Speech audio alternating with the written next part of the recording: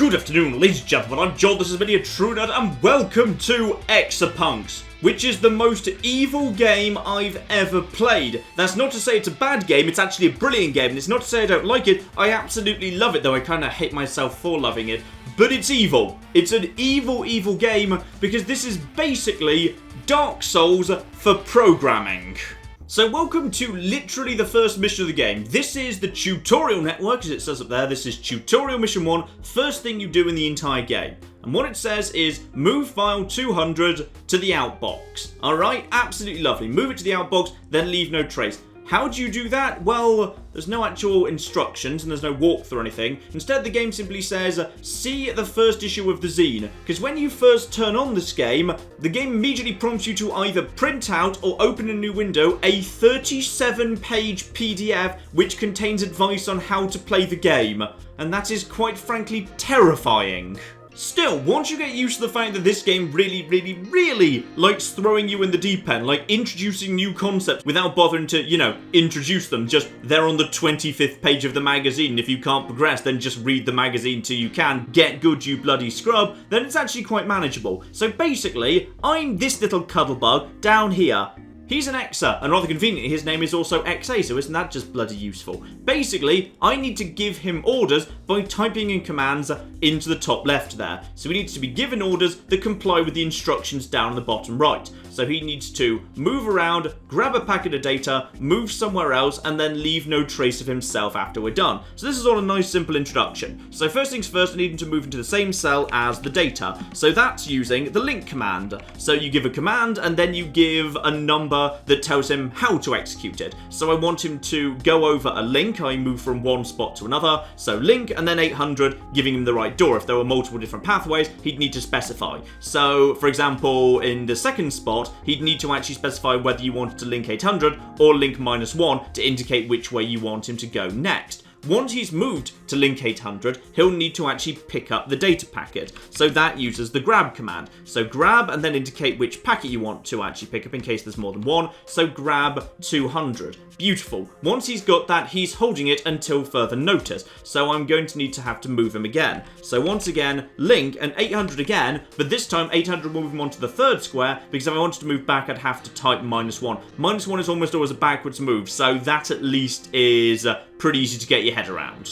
Once he's got through to the final area, you can just tell him to drop. You don't actually need to specify what to drop, because an Exa can only carry one thing at once. Absolutely fine. And then we need to get rid of him, because it says leave no trace. So as a result, we simply use the halt command, which basically says stop what you're doing. If you're carrying anything, drop it. In fact, actually, could I just tell you to halt immediately in order to have fewer commands? Let's just see how that runs. So once you've got all of this, you can start running this thing step by step, by either clicking on this button or by tapping tab. So I need him first to move over the link, grab the thing, move to that spot, and then halt. And yes, that's actually more efficient than what I did the first time, because previously I used the drop command, but you don't need to bother because the halt will automatically drop. So now you need to make it run 100 times just to verify it will work repeatedly, because sometimes there's elements of randomness and you've got to prove that your solution will work even if multiple values are thrown at it. So we simply let that run 100 times, put it up to max speed,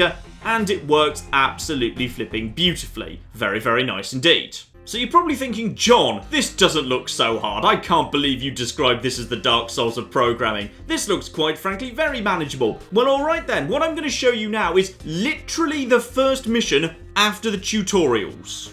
So, welcome to hell. What I've got to do now is order myself a free pizza from a pizza place. So I've got to append my order, which is 300, i.e. my address, what pizza I want, onto the end of the order list, file 200. So we need to crack those open immediately. So file 300 is the address of my character and the exact pizza I want, and file 200 is the actual pizzas that are currently on the list, things that are actually being made. So I need to take this data and add it onto the end of here. However, the length and the contents of the orders will be different in each of the 100 test runs. So I can't just set it up to say, okay, take 4 bits of data and move them over one by one, because sometimes, theoretically, I might be ordering a pizza that has more or less toppings than the toppings I've got right now. So basically, it's hell. It's hell immediately. So, the first two steps are pretty easy. What I'm going to need to do is I need to pick up the actual thing that's got my data in it and move it over to 200. Because I need to move data over, and you can only move one bit of data at a time. Because your little Exa, it's only like a very small program. It can't hold loads of data. It's got very, very limited space available to it.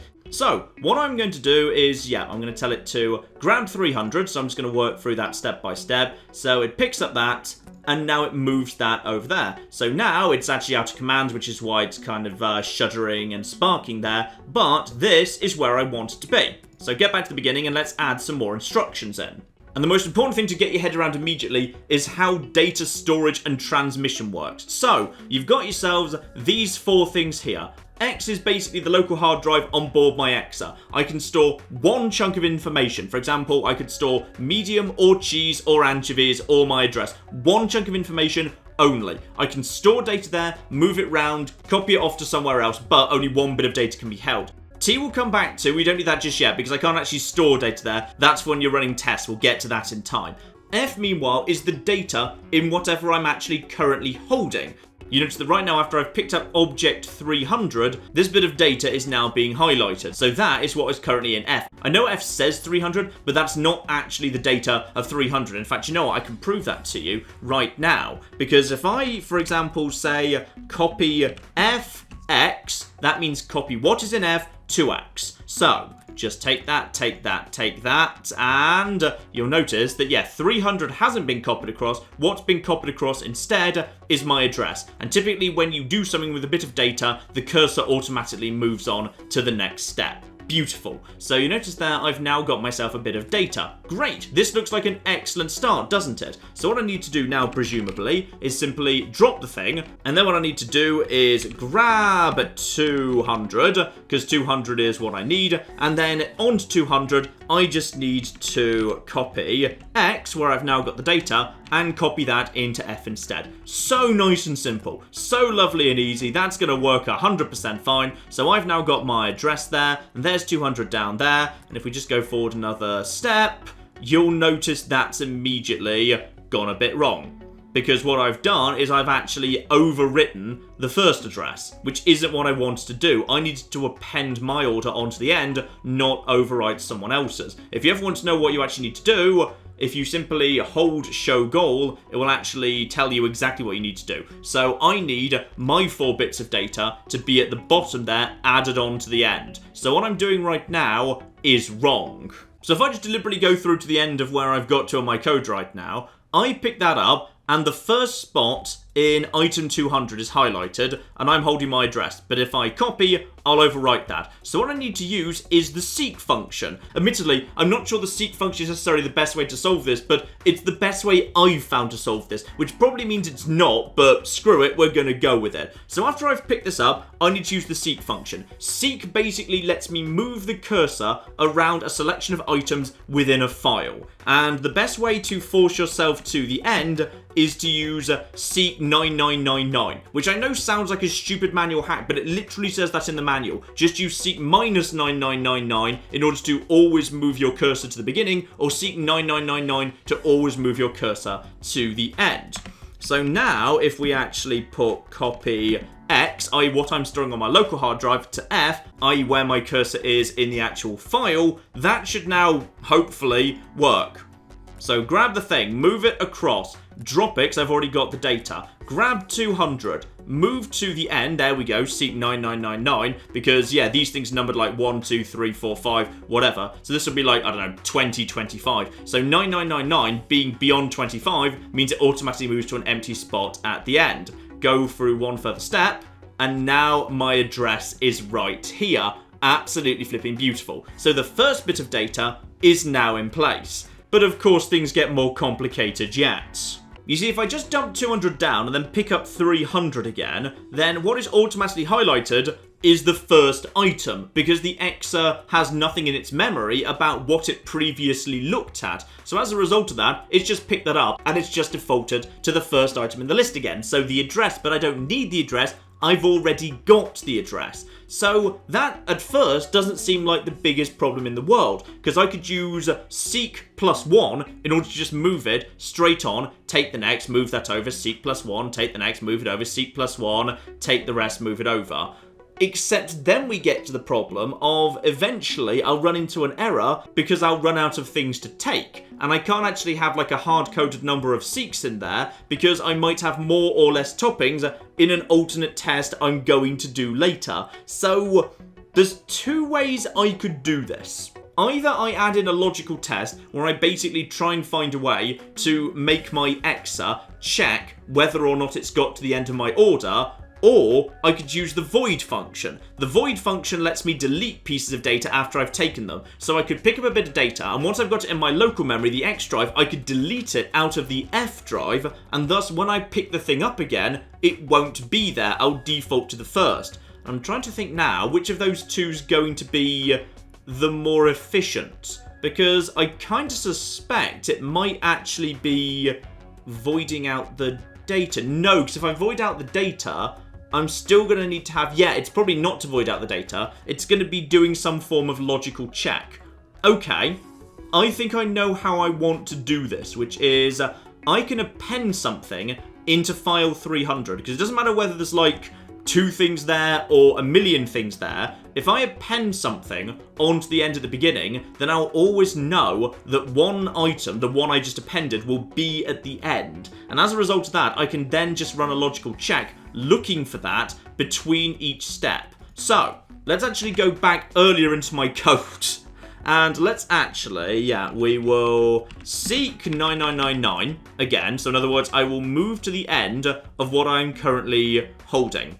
And then, let's see if it actually even lets me do this. If I copy X to F, so right now there's a 0 in X, but I'm not sure if that's actually a 0, if that's just no data. There might be a bit of a fuss here. Let's see what it actually does to 300. Yes, there is now a 0, so it doesn't matter how many or how few ingredients are in my order, there will now always guaranteed be a 0 at the end of my order that I've manually added in. Now, I can start adding in a logical check to actually get my program to check for a 0 every time it picks up the 300 again. But I've immediately run into a problem here while I was just testing what I did. Yeah, because I just added that 0, as a result of that, yeah, at the beginning of my code, right now, I can't copy anything to X. So, hang on. Before I copy F to X, I actually need to now seek -9999. So after I put the 0 in, I now fix it. So, go to the end, dump that 0, go back to the beginning, and now get the address. Okay, now we're where we want to be. I pick up the 200, go to the end, and then actually, yeah, at that point I put my address in. I drop the 200 back down because now I need to go and retrieve some new data. So I pick up the 300. I seek 1 in order to move over to medium. I copy that. Now I've got medium. I drop that down. I grab the 200, I go to the end, and I copy that. Now that's going fine, but now we need to start going into the logical test. I need to introduce a loop into this so it can do it as many times as it needs to do. And this is where the T function comes in. T stands for test. Basically, you run a logical test anywhere in your code, and if whatever follows fails the logical test, it's 0, and if it passes the logical test, it's 1. And then you can simply use T to then start basically creating branching paths. So you can say, okay, if it failed, then move to this point in the code, and if it succeeded, move to this other point in the code. And yeah, this is where the very plain interface starts causing trouble, and my brain starts to melt, because this is in some ways quite similar to Human Resource Machine. But Human Resource Machine has a really nice, friendly user interface, and this doesn't. This is just a massive line of code. Okay, I'm going to make a change to the code here to make it a better loop. So I'm going to get rid of this seek -9999, and instead what I'm going to do is, after I carry the 300 over to the second cell, I'm going to use a drop action. Because then, if I do a grab action again, I've got a nice grab that can be the start of my loop, and when I pick this thing up again, the cursor should automatically go back to the beginning. So, no, go back to the beginning here. So yeah, stick the 0 on the end, move over, drop it, pick it straight back up again, and yeah, the cursor reverts back to the beginning. Good. So now, this is where we can start adding a nice logical test in. Because basically, what I want to do is, yeah, I should actually be able to get rid of all of this now. Hang on, I can make this much, much neater. This code is what I know it's not, because I need to do something. Yeah, for the first item of data, I can't actually seek. Okay, that's fine. So the loop's going to have to be after that point. So, okay. That is simply getting the 0 in place ready for the logical test. This here is moving the first bit of data over. Thankfully, the program doesn't mind empty lines, so you can kind of separate things out in a vaguely sensible way. So that's moving over the top bit of data. Now, in this spot, I need to create a loop where I grab the 300. I move forward by 1. So now I am on the second, or, in theory, on anything that follows the first. So what I now want to do as a test is, I want to say, test, does f, i.e. what my cursor is currently on, equal 0? Okay, so if we actually go through this right now, yeah, dump the thing down there, pick it back up again, and then basically, yeah, put the first bit of data in. Alright, drop that down. Then we pick this up again, and then we move it forward 1, and we check, does that highlighted bit of data equal 0, yes or no? And the answer will be no, so therefore t continues to say 0. So now we can use the t function to start splitting things up a little bit. So the two logical commands I can use are t-jump and f-jump. T-jump meaning jump if true, F-jump meaning jump if false. It's flashing red at me because it wants me to actually give a location for them to move to. And it's still going to be angry because it can't find that location. So now what I need to do is set up my marks. So basically what I say now is this can now jump in one of two locations, to mark 1 or to mark 2, and obviously you don't need to use numbers, you can name them more sensibly if that's what you want to do. Yeah, if it's true, then as a result of that, that will flick over to 1. So that will be jump done. Let's see if it actually is willing to accept that. Yep, so mark done. Anything below mark done is what I want to do after all of the correct data has been placed into 200. So let's just actually run this program just to make sure this is working correctly. So I pick something, I move it on, I run the logical test. So does f equal 0? No. And because it's saying 0, it will move down to not done. Fine. So now we need to put some new instructions down here for us basically saying, in the event that we are done or not done, what do I want you to do at that point? If I'm done, that's the easy one. At that point, I just need to leave no trace. So in the event that I am done, all I need to do is basically, leave no evidence that I was ever here behind. So what I can do with that is I can wipe, i.e. destroy data 300, and then halt, i.e. destroy myself. So that's it. Job done, leave no trace behind, no problem whatsoever. If I'm not done, however, then things are a little bit more on the complicated side. Except actually it's not, because at that point I just need to basically repeat what I've already been doing over here. So actually if I get rid of mark not done here, I am already, okay, at the point I'm holding that, I've already moved it forward by 1. So if I actually move mark not done up to here, then I'm holding it. I've moved it on by 1. Copy F to X, drop that, grab 200, move to the end, dump that, drop, pick up 300 again. Oops, sorry, there needs to be no space, not done.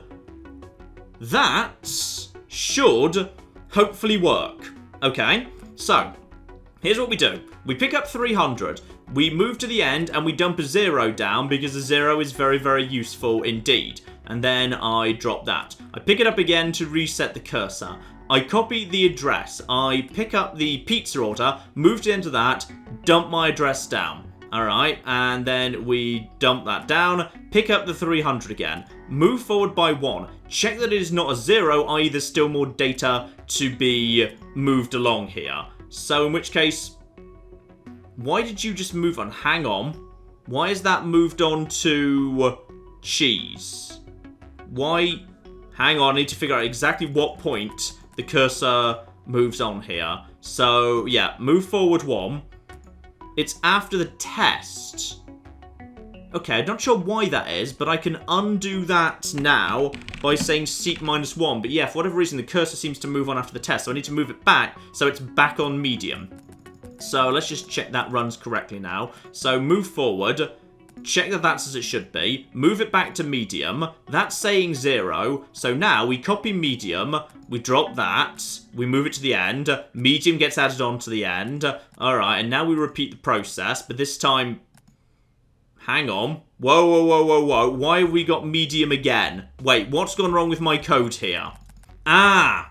It's because every time I pick up 300, it's straight back to 0. So sure, I can move it on by 1, but every single time, I'd need to remember... Right, I think I've actually got no choice but to use the void function in that case. Fine, which is not the worst thing in the world, because then I think I can actually get rid of all of these here seeks. So, okay, as that's actually not working quite as I expected, and this is where things start to go wrong, because trying to fix code that's already been written, my brain starts to give up here. So, what I need to do is grab 300, alright, make a copy. As soon as I have made a copy, let's see where the cursor actually lives. So, yeah, copy that data. It moves on by 1. So, okay, copy the data. Seek -1, void F.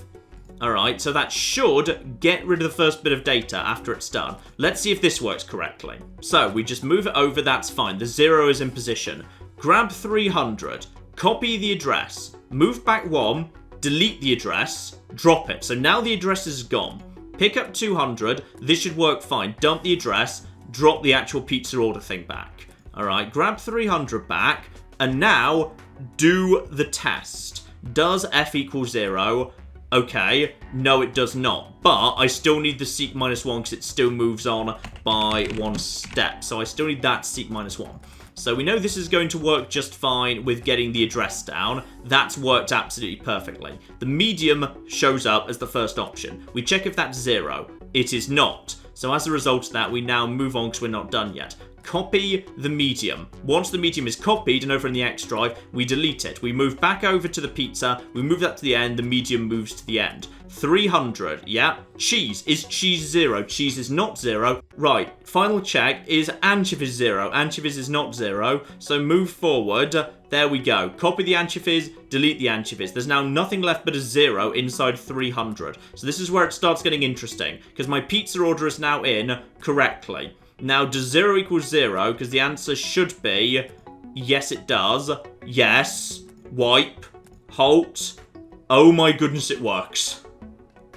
This, I would like to remind you, is the first level after the cocking tutorial. After the cocking tutorial. So now we basically just make it run 100 times, but obviously all sorts of different ingredients and addresses. And because it's been set up correctly, it's actually running properly. Beautiful. Absolutely beautiful. So put that into proper speed mode. And there we go. That's the first mission of the game. The first.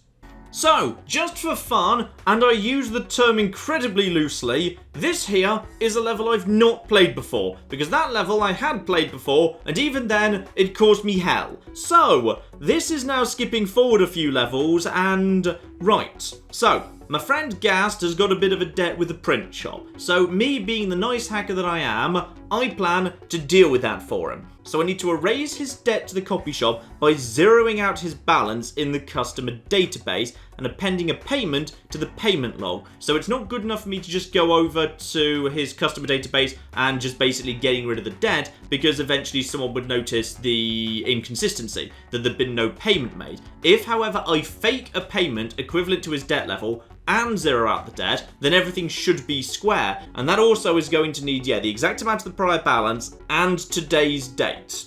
So all of a sudden things are a bit more complicated here, because yes indeed, if I want to actually get the date and the time, there's actually a special clock function I'm going to need to go and get. So this is the point where you might actually want to, oh I don't know, actually create additional X's and have multiple robots working for you simultaneously. As a general rule, I say don't do that, unless of course you want to go completely cocking insane, but here we are, I suppose. Here we flipping are. Okay, what do we need to do here? Because I've got multiple things I need to do. So 300 gives me the customer ID that I actually need to track down. This here is, what's 200 exactly? That is his customer number and then 2 digits. Hang on, I need to refer to the flipping PDF here so I can read this properly. Here we go. So file 200 stores a list of customers with 3 values for each customer. Customer ID, dollars owed, and cents owed. Okay, fine. So that is, however much that is for him. Hang on, where are you, my good man? $427.20. So that needs to be got rid of. Lovely. Meanwhile, log 201 also needs to actually have a payment added with today's date and the exact amount of the prior balance. Doesn't need time though, date is good enough. So, I'm assuming that's today's date, but actually hang on, let's actually use show goal here. So yeah, you can actually see what you need to do there, what it needs to look like, so you can verify it. So, at the top, that needs to be reduced to 0. Meanwhile, in 201, a payment needs to be added of the exact same amount. Now that's actually, yeah, potentially helpful, because I can literally take these numbers out of here and then move them down to here. That could potentially be very much of interest. Now bear in mind, I can't just hack this together, because I'm going to need to make this run 100 times in different test scenarios, and he actually might move around. So what I probably need to do is use my EXA to grab this bit of data. Look up that bit of data in 200. Once I've got that, I can use seek +1 to grab this, and then I can just move it down over here. Seek +2 to grab this and move that over there. That's manageable, but I need to actually do it in the right... Well, I don't need to do it in the right order, but if I don't do it in the right order, then things are going to start getting confusing, so I need to start moving things around. So, okay, let's just get rid of XB for the time being. The priority for the moment is to create a new payment thing inside 201. The date needs to come first, and the date might change as well. Well, the date won't change because it'll always be whatever today is, but screw it. Alright, let's just start programming this. So, XA, you need to link 800, then you need to link, is that 801? That's 801. I need you to go over there, I need you to get the data out of the date. So then I need you to, then I need you to copy out of hashtag date, and then you'll actually have that in X. Let's just verify that all works correctly. And, okay, move, there he is, he's got the date. Fine, that works for me. So that's a good starting point right there. Then he simply needs to link -1 in order to go back over here, and then he needs to, grab 201.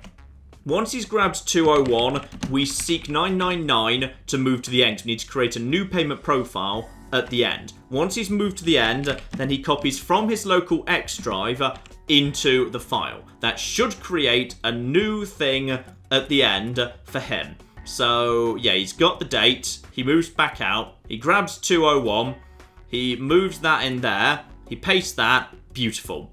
So that is a good starting point right there. In fact, do we need more than one robot? I feel like possibly my life will be easier if we don't have more than one robot. I mean, technically if I had robots handling these things simultaneously, that would probably be faster, but my brain will explode, so how about we just don't do that? Okay, so that is a good starting point. So now I'm just going to create a bit of a line break there, and we say, okay, the date is now in place. Now the next bit is, wait, hang on.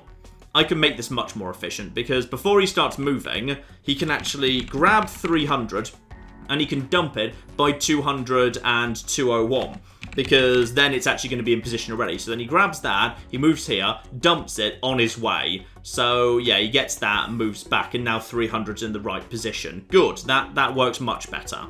So now he's on his own over, no he's not, sorry, he needs to drop that first. Now he's on his own. Now that he's on his own, he needs to grab 300, which seems to be the shorthand for whatever your personal data is. He needs to copy from F to X. Let's just quickly keep running this. Run this constantly. So he gets that. He dumps 201 down, and 201's got what I need in. He moves over to 300, and he copies that bit of data. Okay, so this is all working absolutely fine there. He drops that.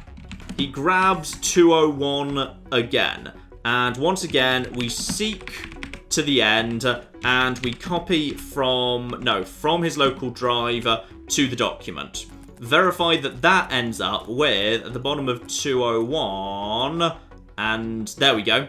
201 now has that. Now, this is where I think we can take some shortcuts. Because now, logically, what I'd want to do, because I've already actually got this data right here as how do you do a find or a lookup? Wait, could I use seek X? I might be able to use seek X, actually. Okay, this is potentially manageable. So hang on, what state are you in by the end of this process? Are you still holding... You're holding 201 at the end of that. Okay, well, I need you to drop that, please. And that's got that in. What I need you to do now is I need you to grab 200. And then what I need you to do is seek X. Now, is that going to work? Let's see if that actually works here. He grabs 200, and then you seek X. Dumb. That requires a numerical value. You can't actually use seek to look something up. Seek is only move forward or backwards a certain amount. Now, that's a problem. Because, yeah, he's not always necessarily going to be the second in this list. So I'm going over to the PDF now. I need to figure out how to actually do a lookup. Okay, I don't know if this is necessarily the most efficient way of doing it, but I can't find a simple lookup function in the PDF. But what I could do is, the situation I'm in when I get to the end of this code right now is automatically I'll be on a bit of data. So if I basically do a logical check, is this bit of data that bit of data? If it is not, then add 1 and check again. If it is, then we start actually doing some operations. So I'm not sure if that's the most efficient way of doing it, but honestly, doing just a loop of check +1, check +1, it's not going to fill that many lines of code. So it's not the worst thing in the world, really. So we grab the 200. We then do a quick check. Is what I've got highlighted right now equal to X? i.e. is the data that I've got stored, which is his customer number, is what's there the same? And that actually moves forward 1 space automatically. That's interesting. So if I then... Okay, hang on. As that actually moves forward automatically, if I just say... Okay, false... No, not J jump. False jump. And then 1. And then if I simply put mark 1 right here, does that then basically just keep going around in a circle, constantly going forward by what? It does. Ah. Okay. So, in the event that it does equal that, then it doesn't... Okay, well, that's actually not too bad.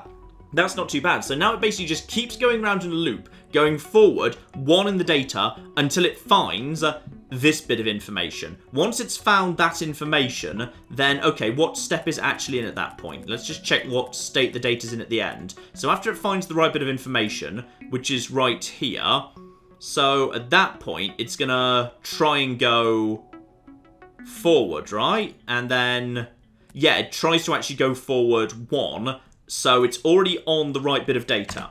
So here, what I say is, okay, I've now found the right bit of information. So copy this, which will always be whatever the dollar amount is, i.e. the next bit of information that needs to go over to 201. So copy what you're currently on to X. Okay. And then drop. And then grab 201. And then seek 9999. And then simply copy X to F. So that should move over the dollar amount to the end. Let's just verify that's true. So, yeah, we already know we can get the customer number and that there. And then we need to... but we don't just need to copy that. We also need to, after we've picked it up, we need to delete it. So we need to copy this. All right. So after we're done copying that, then we can void it. Or do we need to void it or do we need to replace it with a 0? Ooh, that's interesting. Is a void the same as a 0? Let's just see what that does to the data. So, yeah, just keep going till you find the right thing. All right, copy that. No. Then you need to go back 1 because it always moves forward 1 depth, seek -1. Right, try this again, try this again, try this again. Right, find the right bit of data. You find the right bit of data. Great. You copy the right bit of data. It moves on. We move it back. Oh, then I screw up literally everything.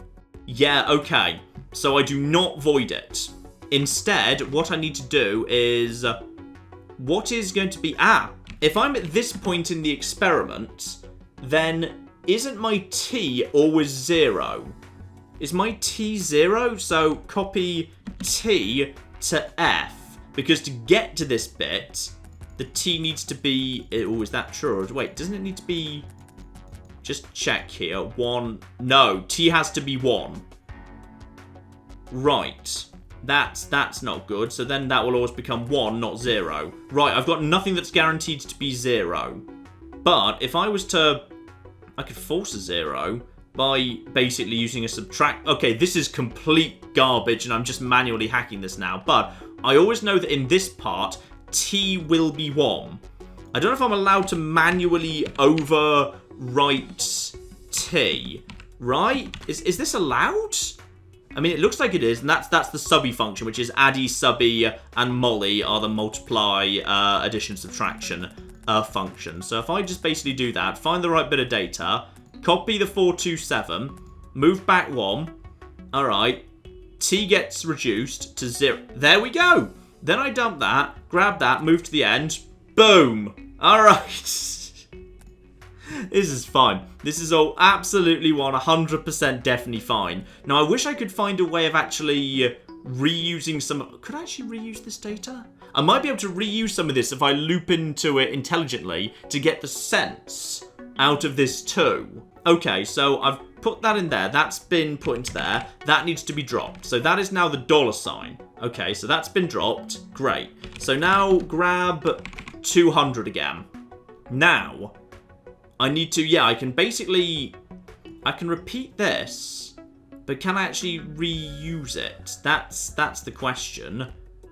Can I reuse any of this? If I mark 1, test f equals x. Okay, copy seek -1. No, I'm not even going to try. There's probably a way I could reuse some of this, but I'm just not going to. Okay, I'm just going to have it exist down here. It's just easier that way, damn it. Oh, wait, I've made a mistake. I need to actually go and pick up the customer number again. Otherwise, I can't find the customer number. So between these two processors, I do actually need to, yeah, I need to grab 300 again and just quickly copy the bit of data there back over to X. Otherwise, otherwise I won't actually have the customer information to look up the second time. Now we go and pick up the customer number again. And now we just go back over here, sort this out. Hang on, what needs to be done to this code to pick up the sense? It's actually, if I just didn't have a seek -1 there, that would actually work, right? If I just basically got rid of that. Yeah, try this again. Hang on. So we already know that works. That bit works fine. Finds the data, puts the dollars in, gets the customer number, finds the customer number again, moves onwards. Gets rid of that. Now, hang on. Why is there a 0 in X right now? It's because we need another seek +1 in here to move it from the dollars where it's picking up the 0 to where we need to go. And then after we've copied that, then we need to seek -1 to get back. Okay, that should now work on the sense. This has got to be incredibly inefficient by this point, but... it's gonna work. That's the important point. Okay, so this is the important bit right here. Yeah, move forward 1. Copy that 20. Move back 1. And then create a 0 by lowering T from its 1 back to its 0. So that's now a 0. Alright, move that over. Move to the end. Drop that. Drop. Boom. That should be correct. Except I need to leave no trace. So that's easy. Then I just need to basically remove all evidence of myself ever being here. So all I need to do is grab 300, and then a wipe and a halt should do the job. All right, let's just check that all looks like it's running as it should do here. So, okay, this is looking fine so far. Yeah, test complete. Now let's just see if it keeps working if I actually put different scenarios in. And it's worked so far. Right, speed this up. Oh my goodness. It works. It actually works. That was actually surprisingly smooth. Oh bloody hell, this game's got in my head. I actually understand how it works now.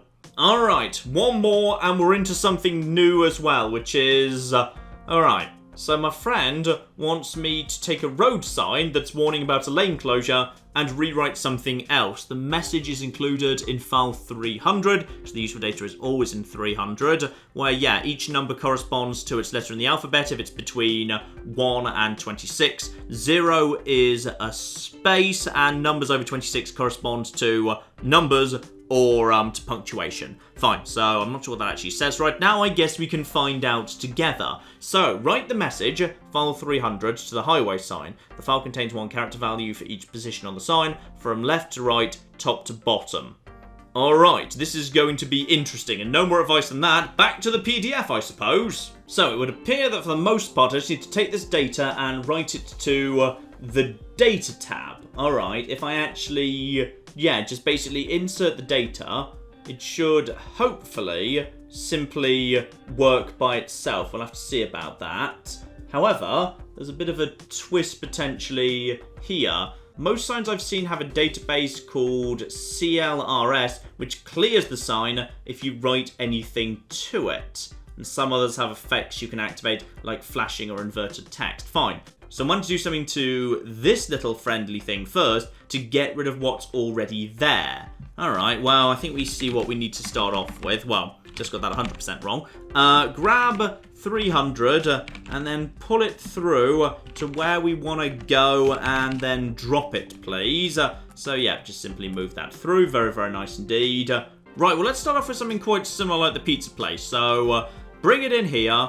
Copy the data, and then move back, and then delete it. So next time I actually open this thing up, yeah, the next character will be right at the front. That'll be the easiest way to do this. Now let's just try straight up copying that into data, just to see what happens. So copy from X to hashtag data. I just want to see what happens as a result of that. So, how does this work exactly? Okay, that didn't seem to do very much. Right, well, probably then what I need to do is get rid of all of this business. And, yeah, I need to just do the clear sign thing first. So, void F, that's not a problem. Actually, no, I could just do that. I could just do that immediately, just for the sake of... yeah, I'll do that actually first. Clear the sign. So if I clear the sign first, I don't have to worry about that interfering with a potential loop. So if I can do all of this in one loop, that will be great. So grab 300, move through, and just straight away copy X to clear sign. Alright, that's absolutely flipping fine. Let's just see if that actually works. So, there we go. So I tried to copy a 0 into clear sign. That automatically cleared the sign. So now the sign is cleared, but nothing actually happened as a result of me copying what was currently on... wait, what was on X? X was correct, wasn't it? Yeah, there was a 20 there. Now, why did that not do a thing? So...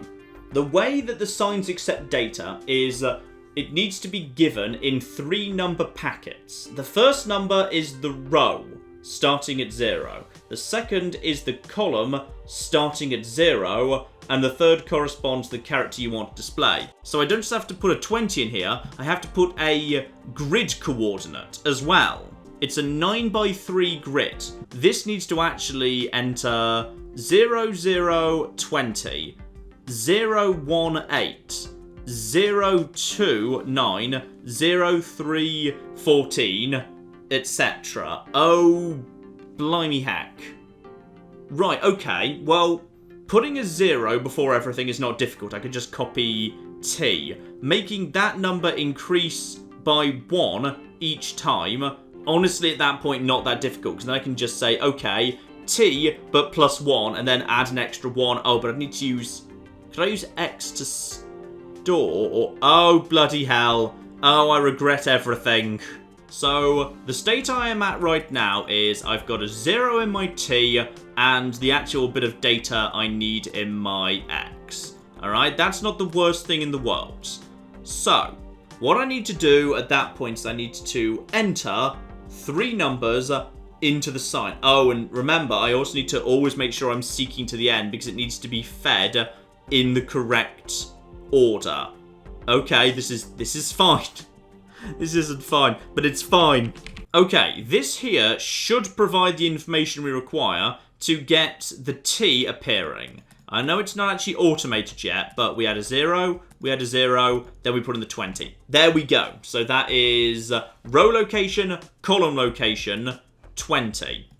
Now, the question is going to be, how exactly do I keep a little tick up going on here? Because where is it that I can actually store... Oh, I just had a thought, and I don't like the thought, but I could have a different robot be the robot that keeps count. Oh, no. Oh, no. No, no, no, no, no. Oh, I'm going to regret absolutely flipping all of this. Alright, these robots need to be synchronized. So, XB is my timing bot. He's the one that's basically going to act as just a little ticky-uppy counterbot purely for the sake of me actually having something that I can use to reference the coordinates. Okay, so he just moves to the same room, and then he does the no-op, no operation, i.e. we stay synchronized, we keep him synchronized, but he doesn't do anything just yet. His next operation, meanwhile, is to start using M. This is how they communicate with each other, okay? So if someone starts broadcasting something on M, then as a result of that, which can be either local, i.e. only within the actual same cell, or global, i.e. anywhere in the entire network, even across links, then another robot can pick that up, so they can swap data. So what he's going to do right now is he is going to copy his X to M. I'm not sure if it does actually stand for... I'm just going to assume it stands for mobile, because it looks a bit like a... Actually, that's just a switch. Okay, I'm going to pretend it looks a bit like a mobile, and then that's going to be absolutely fine. So what he's going to therefore do at the same time, because these are all going to be executed simultaneously, is you are going to copy... You're going to copy, hang on, from M to your X. I know right now that's going to make no difference, but screw it. I just want to check. This isn't going to actually check if it works, but okay, it's fine. Don't worry about it. It's all under control. Anyway, this guy takes the data that the timing bot is going to provide. All right, and what he's going to do for the first row is he is simply going to say the first row is, yeah, it's row first, then it's column. So as a starting point, he can always copy from T to data, because it's always going to be 0 on the first row. Alright, and maybe I'll just manually hack that, because I always know after how many it becomes, oh, but if I loop it, I won't. Oh god, wait, but then when it becomes 9, I could use the timing bot to say, when it gets to 9, then, okay, I'm just going to manually do that. So it's going to move T, which is always 0, as specifying the row. Then what you're going to do is you're going to take whatever you've got in X, which is whatever the timing bot just told you, and you're going to feed that into data. Alright, and then what you're going to go and do is you're going to grab 300, alright, and then we're going to do what we originally discussed, which is you're simply going to copy what you see to your local drive, and then you're going to seek -1 to go back to it, then you're going to void it so it's not there anymore, then you're going to drop it, and then you're going to copy from your local drive over to data. Okay, how many operations is that? 1, 2, 3, 4, 5, 6, 7, 8, 9. Okay, after you've actually transmitted that bit of information, what I need you to do is add 1 onto X and then overwrite that on your X, okay? Because then after that point, your X will now be 1 higher than it was. And then I just need you to go quiet for a bit, okay? So these two things together should now lead to... Let's just verify this here. You have... Okay, hang the flip on here. Okay, that went wrong immediately. Oh, I think I've just forgotten to drop something at some point. Hang on here. Yeah, I just never had a drop operation, which means I also need to, I think, remember to put another no-op. This is why 2 robots at the same time are insane, because you need to keep them synchronized. Right, okay. So now you can grab that data, okay, and you can move that data over there. And we can't actually see what's going on in data, but it does seem to have worked. The T's present. Whether any of this actually was required, I don't know, but I'm sure it's all fine. I'm sure everything's absolutely bloody fine. Now, if I've got this correct, what should now happen is, if I just loop both of the bots back to the beginning here, then what should occur is actually, it actually works. Because we're still on the same row. The column will go up by 1 because bot B will broadcast a new coordinate, moving it over by 1 letter. Alright, and then bot A will go back over to the data and pick up the second bit of data because bot A deleted the first bit of data on its way out. So now all we need to do is say jump 1 and mark 1. Okay? And then the same down here. Keep these bots synchronized. Now, if this works, quite frankly, I'd be amazed. But we'll see if this works. So, okay. And unfortunately, the bots aren't moving because they can't grab the data, which is... Actually, can you grab the data? I'm not sure if you can actually grab data. Okay. So, the T appears. We go back to the beginning. It's time to see whether this works. Well, your X right now is 1. Okay. That should hopefully mean, yeah, there you go. Global 1. Alright. X becomes 1. Okay. Copy X to data. Oh, flip. Wait, unless that was maybe 1 step too soon? I might need to move that down 1 step. Okay, but it might... Oh my goodness, this might actually work. Take the 9, and then... Oh, rather the 8, and then delete the 8. Oh, flip, it worked! Oh my goodness! It works! It actually works! Oh my god, I'm genuinely impressed with myself. It's actually working. Okay. The question then is, what do we do after we get to here? Because this is the point where it goes to hell. Yes, this is the point where it goes to hell. Because it's a certain point when... Oh. I'd need to add a logical check-in for when x equals 9. Because at the point when x equals 9, at that moment... You both need to simultaneously... Oh, wait. That... How difficult is that? That's gonna be interesting. Okay, this is probably stupid, but this here is the best bet that I've got.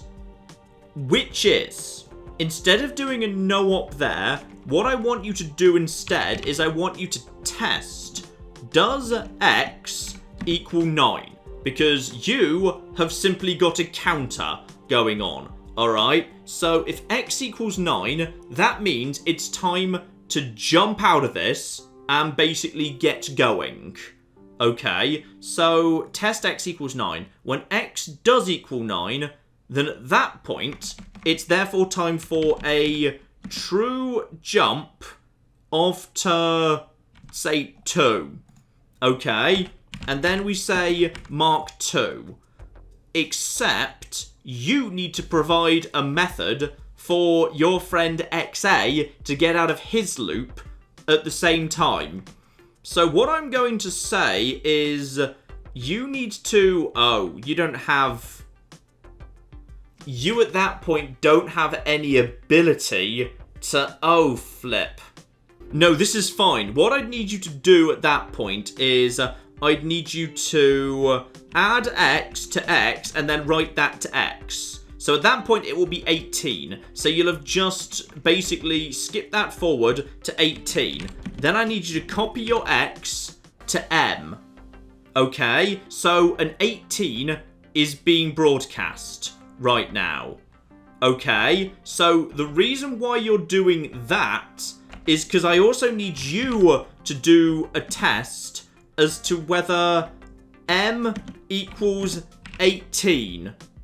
Okay? So, if M does equal 18, then, and I need to also remember to add the right number of spaces in, if M does equal 18, which will only happen when you hit 9, then at that point, if that's true, then I need you to actually jump to 2. Yes? Yes, that's probably true. Mark 2. So in the event it's 18, only if that is true, then need you to... Oh, but wait, is T already going to be 1 from a previous test? No. Right now, T is stuck at 0. Yeah, T will always be stuck at 0 over here. Okay, wait. Have these got out of sync at this point? Alright, so that should mean at the point where it gets to 9, everybody moves down into column 2. Now, the point where we're at column 2, that is arguably... Oh, wait, hang on. T is... Your T is at that point stuck at... Wait, the most recent test you passed was a... Yeah, wait, okay, hang on. I just need to check at what point... Let's just check it actually does move down. Because what should happen is... That moves down. That's... Wait, what? No. That's gone horribly wrong. Why has that gone quite so wrong? That's gone way more wrong than I was expecting. Okay, add 1. Don't do anything. Yes. Does test X equals 9? X does not equal 9. So as a result, that needs to... Oh. No, you need to skip. You need to skip that process. Yeah, you need to skip that process. Okay. Because when X equals 9, that only needs to happen in the event of... Oh, bloody hell. Right, well, this is fine. Because if I just get rid of... Okay, I'm going to get rid of 2 operations here in order to add... No, don't get rid of that.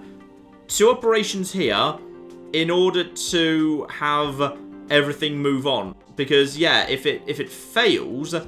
If it doesn't do that, then it needs to fail jump to 3. Okay, so... But then if it jumps to... Okay, you know, I'm going to have the jump to 3 anyway, so I'm just going to mark 3 here. Okay, and then fail... No, that's... Oh, no, hang on. No, that doesn't exist. It needs to be... fail jump. Yes. Okay. Right, this should work better. Right, okay. Let that go on here. So that's 1. There we go. 2. 3. 4. Okay, now what's gone wrong with the top? The top... Wait, that was working. That was working a second ago. Why has that gone... Hang on. Okay, go back up to the top here. Because that was working. Yes, you got the 20. Well done. Back to... Then you test whether M is 18, which is not. But you were working. I didn't even make a change to you right now. And then... Wait, why is this stuck? Why are you not... Okay, why are you waiting for your friend to proceed? You're supposed to stay... Okay, right, yeah, back to 8. Copy T to data, then copy... That should be a 1. Why is that a 2 rather than a 1? Where'd you get the... Right, you're getting that because it's being broadcast by your friend. But in which case, why exactly... Are you not actually... Yeah, you should... Yeah, you're broadcasting the 1. Fine. And then... Well, then don't actually... Don't wait for it. If you just didn't wait for him, you'd have caught the 1. Why isn't the... I don't know why that was working. That was working. Why is it broken? Why'd you wait? Why are you waiting for that? Are you trying to sync up to... Right, are you syncing until you get to... Well, on the plus side, I've made it say think.